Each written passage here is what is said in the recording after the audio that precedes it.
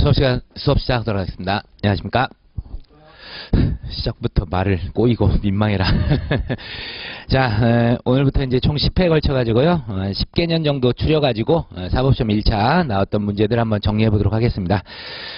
물론 이제 뭐 사법시험 1차가 마지막이 될지 어쩔지는 모르겠지만, 어차피 저도 뭐 사시 출신이었었고, 그래서 끝까지 의리는 한번 지킵니다. 그리고 이제 변호사 시험 대비하신 분들도 어차피 이제 사법시험 자체가 가장 이제 역대 가장 뭐 우수했던 문제라 그럴까요? 그런 걸 이제 점점 따라가고 있어요. 그래서 지지난주에 있었던 그 3회 모의고사가 또 해설을 다 달았고, 그러면서 이제 또 사실 오류도 있더라고요. 두 문제나. 그래서 이제 해설 달아서 우리학원에서 나오고 메가로이에스에서 제 책으로 강의를 하는데, 어쨌든 뭐 그래요. 거기서 이제 하나 또 얻어낸 게 있어요. 어디 구석탱이 판례를 하나 내가지고 오늘 동기설 나눠드린 판례에서 하나가 추가된 게 있습니다. 그래서 프린트 하나 일단 받으시길 바라겠고요. 근데 어차피 제가 예전부터 갖고 있었던 이 기준이 틀린 건 아니었어요. 그냥 그 기준 따라서 문제 맞출 수 있는 거였는데, 그래요. 이런 거 추가된 것도 어차피 변시 내는 분이나 사시 내는 분이나 출제자들이 똑같으니까 참조 좀 하시기 바랍니다.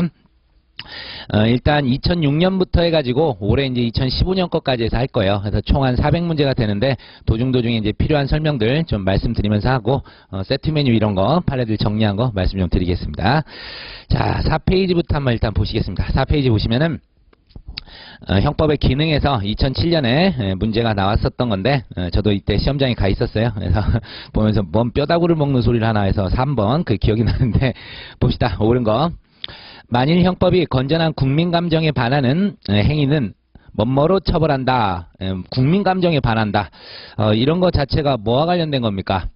명확성 원칙에 반하는 거죠. 명확성 원칙에 반하는 거라서 우리가 이제 보호적 기능, 보장적 기능, 사회보호적 기능, 형법의 세 가지 기능 기억하실 겁니다. 그 중에서 죄형법정주에 관련된 거는 보장적 기능입니다. 그래서 여기서 뭐 법익보호적 기능이 심각하게 손상된다. 이 부분이 이제 틀리게 되는 그런 얘기죠.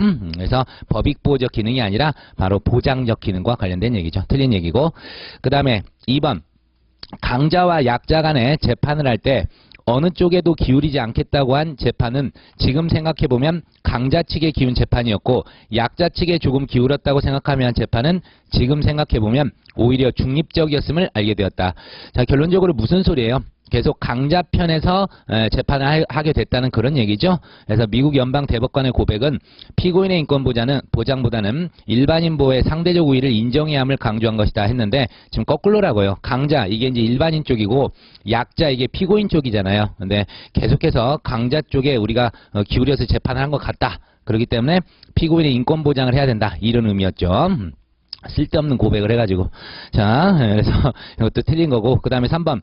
법은 도덕의 최소한이며 형법은 도덕의 등뼈이다. 이런 얘기가 나오게 되는데, 우리 형법에 두 줄기가 있죠. 결과반가치론과 행위반가치론 두 줄기가 있습니다. 다시해서 객관주의 범죄론과 주관주의 범죄론 얘기가 있는데, 도덕 뭐 이런 얘기가 나오는 건 뭐죠? 사율적 행위가치 보호기능, 즉 행위반가치와 관련된 얘기예요. 이건 이제 결과반가치가 아니라 행위반가치와 관련된 얘기죠. 그래서 이게 이제 틀린 얘기고. 그 다음에 4번. 국가 형벌의 과제는 규범 승인 훈련에 따른 일반 예방에 있다. 일반 예방에 있다. 이런 주장. 소극적 일반 예방 기능과 관련된 것, 이런 얘기가 나왔는데, 자, 맨 처음에는 우리가 이제 죄형법정주의 나오면서 보장적 기능 얘기하고 어쩌고저쩌고 하면서 소극적 일반 예방 얘기가 나오죠. 포이에르바. 그런데 그렇게 되면 어떤 문제가 있다 그랬어요. 사람들을 갖다가 이제 피고인이겠죠. 어떤 뭐 객체로 전락시키는 문제가 있단 말이에요. 그런 것들 때문에 적극적 일반 예방으로 바뀐 겁니다. 그래서 죄형법정주의는 이런 어떤 적극적 일반 예방, 그거와 관련이 좀 높은 거예요. 그래서 이제 규범 승인 훈련 이런 게 뭐예요? 미리 성문의 법으로 규정을 해놓고 명확하고 유추해석 안 되고 적정하고 이런 걸 만들어 놓으면 일반 국민들이 아 그렇지 저런 규범은 내가 받아들일 만해 이런 얘기예요. 그래서 소극적 일반 예방이 아니라 적극적 일반 예방입니다. 그래서 뭐 규범의식의 내면화 이런 말이랑 규범 승인 훈련 그런 게 같은 말이에요. 아마 교과서에는 금방 말씀드린 규범의식의 내면화 이런 말들이 많이 있을 겁니다. 그거와 관련된 얘기예요. 그래서 소극적 일반 예방은 틀렸고, 그 다음에 이제 5번 위험형법, 이게 이제 사회보호적 기능과 관련된 얘기죠. 그래서 위험사에서 등장한 새로운 위험에 적극적으로 대처함으로써 인간의 공동생활을 보호하는 사회보호적 기능을 충실히 수행할 수 있다. 그러다 보니 이거는 어떻게 되죠? 대부분 추상적 위험범, 그리고 미수 이전에 예비 음모까지 처벌하는 그런 입장입니다. 예, 이건 받아들일 수가 없죠. 너무 앞당겨서 사회보호라는 미명하에 우리의 인권을 철저히 유린하게 된단 말이에요. 그래서 그런 문제점이 있는 사회보호적 기능 이런 것들 가볍게 생각하십시오. 물론 이제 변호사 시험에서도 2년 전이었습니까? 3년 전이었던 것 같은데, 되게 좀 어려운 이런 형법 기능과 관련해서 낸 게 있었어요. 근데 답은 이제 손을 들었었기 때문에 좀 편했던 건데, 어쨌든 이런 정도, 우리가 거의 책 사실 안 보잖아요. 형법의 기능에서. 근데 간단하게라도, 보호적 기능, 보장적 기능, 사회보호적 기능 조금 염두를 좀 해두시기 바랍니다. 자, 그 다음에 형법의 발전. 에이, 이런 건 요새 절대 못 내요. 넘어가시고. 이제 6페이지 가시면은 죄형법정주에서 2번 문제부터 보도록 하겠습니다.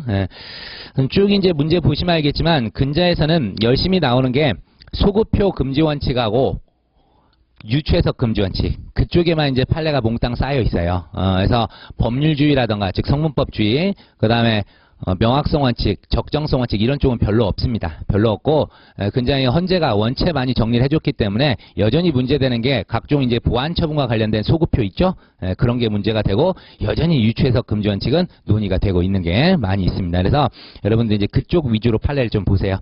그리고 이제 기출 쭉 보시면은 이 당시에 이제 아주 유명했던 판례 외에 그 당시에 좀 뭐랄까 막 나왔던 그런 판례들이 답이 되는 것들입니다. 대부분. 그래서 이쪽은 최근 한 3, 4년 판례만 잘 보고 가셔도 거의 두드러 맞출 수 있는 그런 쪽이 될 겁니다. 자, 죄형법정주의 바로 2번에서도 형벌 불소급 원칙 이런 얘기가 나오는데 기본적으로 우리가 형벌 불소급 원칙 소급표 금지 원칙인데 적용 영역이 어디예요? 바로 이 실체법이 실체법이라서 범죄 성립과 처벌 관련된 이런 쪽에는 당연히 적용이 된다 이겁니다. 근데 실체법에 너무 크게 썼다. 실체법 말고 절차법 관련된 거 있죠. 형사소송법 이쪽과 관련된 그런 쪽 영역에서는 적용되지 않습니다. 대표적인 게 이제 공소시효. 우리 헌법재판소 5.18 관련된 판례에서 그랬어요.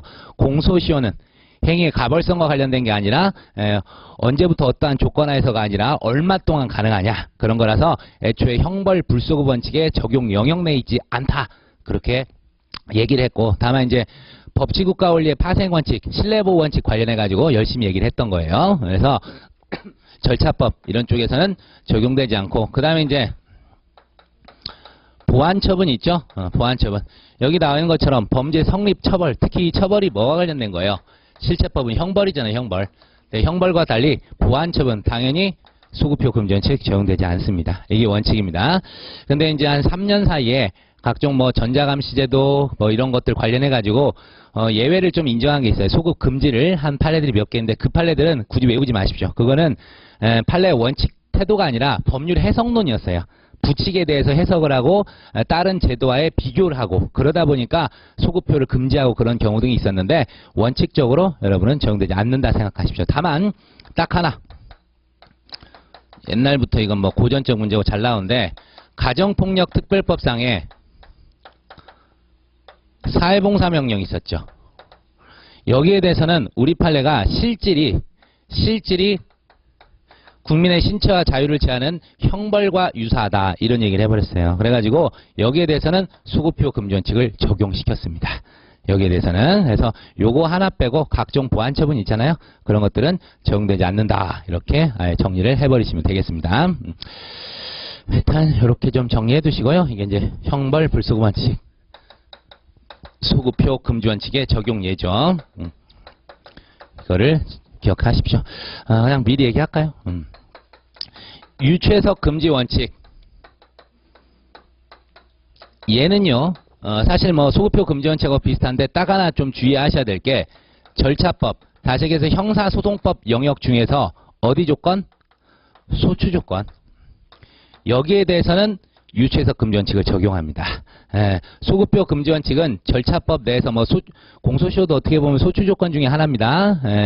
면소 판결 사유란 말이에요. 공소시효가 완성됐었을 때 그냥 공소제기를 하게 되면 형사소송법 326조 확사 3호네요. 그거 관련된 거고 그래서 일단 소추 조건이건 나발이건 소급표 금지 원칙에서는 적용 대상이 아니지만 유추해석 금지 원칙에서는 소추 조건도 적용 대상입니다. 그래서 혹시 이제 2차 공부 같은 거 하신 분들은 모르겠지만 어디에서 나오는 거예요? 친고죄에서 반의사불벌죄. 그런 거를, 다시요. 친고죄에서 반의사불벌죄가 왜 나와? 친고죄에서 고소불가분의 원칙이 있죠. 그거를 반의사불벌죄나 즉고발 사건에 유추할 수 없습니다. 그게 이거와 관련된 거예요. 이거와 관련된 거. 예. 그리고 우리 형법에도 그래서 그런 게 나와 있잖아요. 예. 그런데 고소의 주관적 불가분 적용할 수 없고, 또 어떤 게 있었죠? 과거에 이제 청소년 성보호에 관한 법률 관련해가지고 반의사 불벌죄였는데, 민법에서 법정 대리인의 동의가 있어야만 한다, 뭐 이런 식의 있는 거, 그런 거 유추할 수 없다는 겁니다. 민법상 그런 것 등이 다 소추 조건과 관련된 것들이었어요. 그래서 그런 것만 일단 머릿속에 넣어두시고요. 자, 봅시다. 옳지 않은 거 1번. 행위 당시 판례. 판례 변경은 법률 변경도 아닙니다. 소급표 금전칙 대상이 아니죠. 그래서 판례에 가면 처벌 대상이 되지 아니한 것으로 해석되었던 행위를 판례 변경에 따라 확인된 내용의 형법 조항에 근거하여 처벌할 수 있다. 많은 얘기죠. 그 다음 2번. 범죄 행위 시와 재판 시 사이에 수차 법령 개정으로 인한 형의 변경이 있을 경우에 가장 유리한 거 잡아 골라서 하면 됩니다. 중간시법의 형이 행위시법의 형이나 재판시법의 형보다 가벼운 때는 당연히 중간시법을 적용하더라도 소급표 금지원칙 위배되지 않는다. 이런 게 있고, 그 다음에 이제 비교해서 하나 판례를 좀 기억하셔야 될 게, 자, 그러니까 판례가 아니라 그 법령이 A 법령이 있었다가 A-로 경하게 변경됐어요. 그랬다가 A2-로 이제 다시 변경이 됐었는데, A- 법령이 가장 경했어. 근데 그 법령이 시행도 안 됐어요. 그럼 A- 법령은 고려할 필요가 있다 없다? 전혀 없습니다. 그런 거 고려하지 마십시오. 시행이 돼야지만 그게 의미가 있는 법입니다. 그래서 판례 하나 있는 거라서 좀 말씀드립니다. 중간시법이 있었더라도 시행되지 않은 법은 전혀 고려하지 마십시오. 그거 하나 말씀드리고, 이제 우리 쪽에서는 안 나왔었는데 저기 어디 경찰이나 이런 쪽에서 나온 적이 있었어요. 그런 게. 그래서 하나 좀 체크해 두시기 바랍니다. 자, 그 다음에 3번. 기존의 법을 변경해야 할 공익적 필요는 심히 중대한 반면에 그 법적 지위에 대한 개인적 신뢰를 보호해야 할 필요가 상대적으로 적어 개인의 신뢰이익을 관철하는 것이 객관적으로 정당화될 수 없는 경우에는 예외적으로 공소시효에 대한 진정소급입법이 허용될 수 있다. 이런 얘기가 나오는데, 이 말이 좀 애매하게 써놨죠? 심히 중대한 반면. 그러니까 공익적 필요가 크고 사익은 별로 보호할 만한 가치가 없대요. 이렇게 됐을 때는 예외적으로 진정소급입법이 허용될 수 있다 하는데, 우리 이제 5.18 특별법 때 아까 말씀드린 5.18 특별법과 관련된 사안에서 우리 헌재가 얘기했었던 건 같죠. 사실상 부진정소급입법의 경우에는 이 소급입법을 통해서 달성하려는 공익이 사익보다 크면 당연히 이제 가능하다 이랬었고, 진정소급입법의 경우에는 원칙적으로는 신뢰보호 원칙 어긋나기 때문에 허용이 안 됐죠. 하지만 예외적으로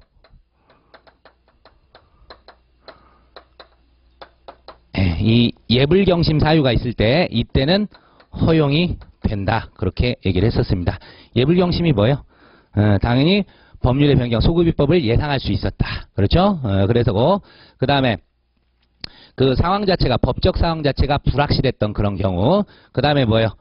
진정소급입법 때문에 뭐 침해되는 법익이 없거나 아예 경미할 때, 그리고 이제 소급입법을 인정하지 않는 것이 심의 정의와 형평에 반할 때, 이런 경우, 이럴 때는 소급입법이, 진정소급입법도 허용된다 그랬었어요. 그래서 그거 관련해서 얘기가 살짝 나온 겁니다. 그래서 신뢰이익이 더 크다 그러면 이제 진정소급입법도 허용될 수 있다, 이런 얘기가 더 나오게 되는, 신뢰이익보다 공익이 더 크면. 자, 어쨌든 넘어가시고 4번 보세요. 형의 집행을 위한 경우 명할 수 있는 보호관찰. 보호관찰 대표적으로 뭐예요? 이게 보안처분이에요. 그렇기 때문에 형사 제재이므로 벌써 틀렸어요. 행위 이전에 규정되어 있지 않으면 재판 시 규정에 의하여 보호관찰을 받을 것을 명할 수 없다. 틀렸죠? 보안처분은 원칙적으로 소급표 금지원칙 적용 대상이 아닙니다. 그래서 틀렸습니다. 가폭법상에 요거 하나만, 사회봉사명령만 유념해서 기억하십시오. 그 다음에 5번. 기소된 공소사실에 대한 적용법조가 헌법재판소 위헌 결정으로 소급하여 실효된 경우 그 피고 사건은 범죄로 되지 아니한 때에 해당하기 때문에 법원은 무죄를 선고해야 된다. 맞는 얘기죠? 우리 이제 헌법재판소법 47조 2항 단서에 규정된 얘기입니다. 물론 이제 47조 3항도 신설됐죠? 과거에 합헌 결정이 있었을 때는 그때까지만 소급이 된다는 그게 이제 올해 변호사 시험에 나왔었죠. 변호사 시험에 그게 나와서 그거 해설 달다가 저도 이게 법이 바뀌었던가? 아, 맞아. 그래서 헌재법 찾아봤던 기억이 나는데.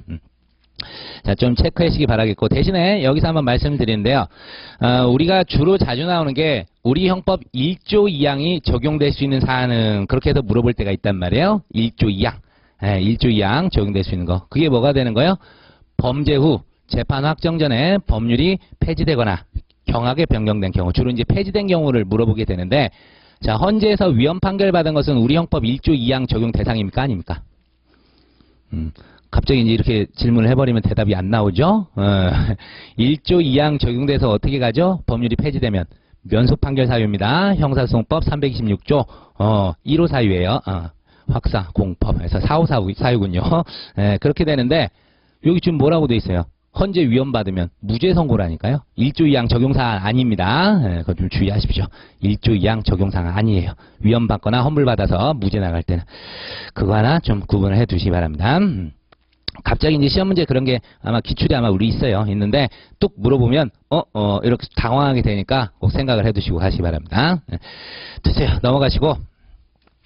아유, 옛날 것들 넘어가니까 속이 다 후련하네요. 일단 쭉 넘어가시는데 7번으로 가십니다.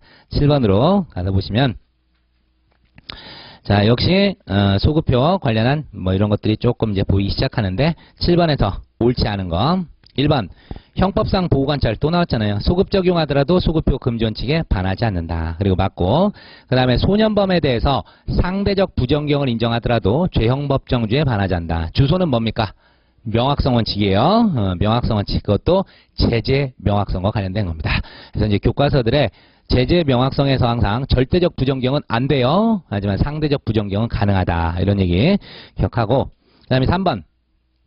자신의 인터넷 사이트에 음란 사이트로 접속할 수 있도록 링크해 놓은 것이 음란 정보의 전시에 해당한다고 해석하는 것은 죄형법정주에 위배된다? 아닙니다. 위배되는 게 아니라 음란 사이트에 링크만 해놓은 것도 공연 물 전시에 해당한다고 했어요. 그래서 제가 기본 강의 때는 제 수업 들은 분한테 여러 번 말씀드렸는데 제가 2000년 초에 당해봤다. 그래서 메일 주소인가 아무 생각 없이 링크 걸려서 걸었다가 학생에 관해서 작살났던 그때 알았어요. 와서 공부하다가 얘는 처벌해야 된다는 거를. 그래서 이거 해놓은 것 자체가 유추해석 금지원칙에 반하지 않습니다. 그런데 올해 최신 판례 중에 링크, 어떤 저작권 침해와 관련해 가지고 링크 해놓은 것이 저작권 침해, 정범이 되느냐, 방조범이 되느냐, 다 부정한 판례가 하나 있어요. 그래서 그것도 조심해서 하나 기억하셔야 됩니다. 어차피 나중에 또 최신 판례 특강을 할 테니까요. 좀 기다리십시오. 그래서 아마 그거랑 비교해서 꼭 기억을 해야 될 거예요. 링크 걸어놨다고 맨날 옛날 거 생각하다가 문제되는 수가 있습니다. 근자의 판례에서 올해 거 있어요. 그런 게. 또 이제 음란 사이트 나왔기 때문에 얘기 나오는데, 음란물 같은 거 있죠. 이런 것도 저작권법의 대상이 된다는 올해 6월 판례가 또 있어요. 그런 것들 하여튼 좀 기억 좀 합시다. 자, 그 다음 4번입니다. 명확성 원칙 항상 나오는 거죠. 최대한 명확성입니까? 최소한 명확성입니까? 최소한 명확성입니다. 그래서 최대한 명확성 하면 좋겠지만 입법 기술상 거의 불가능해요. 그렇기 때문에 최대한이 아닌 최소한의 명확성을 요구하는 것으로서 그 문헌이 법관의 보충적 가치 판단을 통해서 의미 내용을 확인할 수 있고 그러한 보충적 해석이 해석자의 개인적 취향에 따라 좌우될 가능성이 없다면 죄형법정주에 반하지 않는다 그랬죠. 판례 문구 그대로 실어다 놨습니다. 그 다음에 5번. 관습법에 의하여 위법성 조각사유를 인정하는 것. 자, 어쨌든 죄형법정주의는요, 법률이건 소급표건 유추해석이건 명확성이건 다 뭐 어떻게 되죠? 피고인에게 유리한 방향으로는 충분히 가능합니다. 그러면 반하지 않아요. 그래서 여기서 나왔지만, 자, 위법성 조각사유, 책임 조각사유, 피고인에게 유리해요, 불리해요? 겁나게 유리해요. 소추 조건, 처벌 조건도 마찬가지고 이런 거에 대해서는 피고인에게 유리하게 관습형법을 적용해도 문제가 없습니다. 유추해석에도 문제가 없고요. 일단 그렇게 생각합니다. 그 다음에 이제 8번으로 가서 보도록 합시다. 다른 거 판례 입장. 공소시효는 범죄 성립과 형벌에 관한 것이 아니어서 즉 실체법 관련이 아니어서 소급표 금지원칙이 당연히 적용되는 영역에 해당하지 않는다 하더라도 공소시효가 이미 완성된 경우 다시 소추할 수 있도록 공소시효를 소급하여 정지하는 법률, 이게 뭐다? 진정소급입법. 사후적으로 제정하여 처벌 대상으로 삼는 것은 정당성이 인정될 수 없다. 틀렸다고요. 여기 써있잖아요. 예불경심이 있다니까. 정당화시키는 예불경심 사유가 있습니다. 그래서 틀렸어요. 그 다음 폭처법 4조 1항에서 규정하고 있는 범죄단체 구성원으로서의 활동, 규정의 입법 취지 등을 고려한 법관의 해석에 의하여 어느 정도 보충될 수 있지만 추상적이고 포괄적이며